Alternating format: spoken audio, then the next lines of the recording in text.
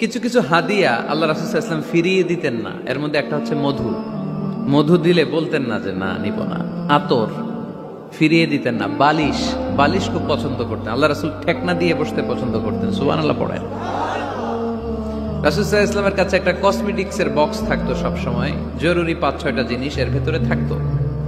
ওখানে আল্লাহ রাসূল সাল্লাল্লাহু আলাইহি সাল্লাম চিরুনি রাখতেন। চিরুনি, আপনারা চুল আঁচড়ান তো চিরুনি দিয়ে, সবসময় পরিপাটি থাকবেন, এটা সুন্নাহ।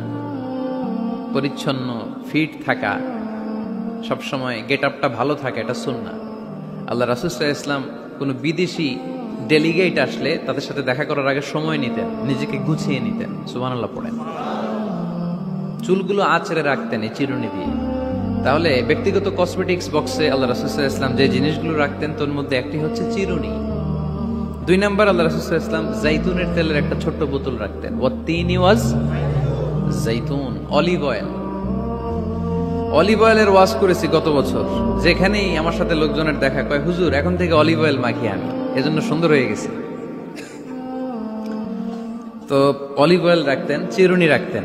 এরপরে সুরমা দানি রাখতেন। সুরমা, চোখে আল্লাহ রাসূল সাল্লাল্লাহু আলাইহি ওয়াসাল্লাম সুরমা দিতেন। এরপর আল্লাহ রাসূল সাল্লাল্লাহু আলাইহি ওয়াসাল্লাম উতুর রাখতেন। উতুর, পারফিউম, আতর দিতেন।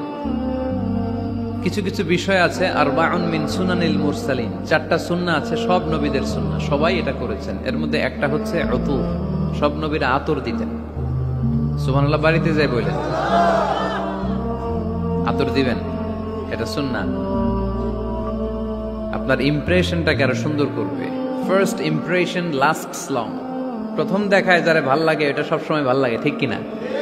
প্রথমেই যদি কারোর সাথে কথা বলতে যাওয়ার পরে দেখা যায় আপনারা দেখতে খারাপ লাগে, গায়ে দুর্গন্ধ, আসবে আর আপনার কাছে? আসবে না। এরপর আসিওয়াক, ওই কসমেটিক্স বক্সে আল্লাহ রাসূল সাল্লাল্লাহু আলাইহি ওয়াসাল্লাম মেসওয়াক রাখতেন। কি রাখতেন? এটাও সব নবীদের সুন্নাত। তো আমরা যেন পরিপাটি থাকি, সব সময় যেন পরিপাটি থাকি।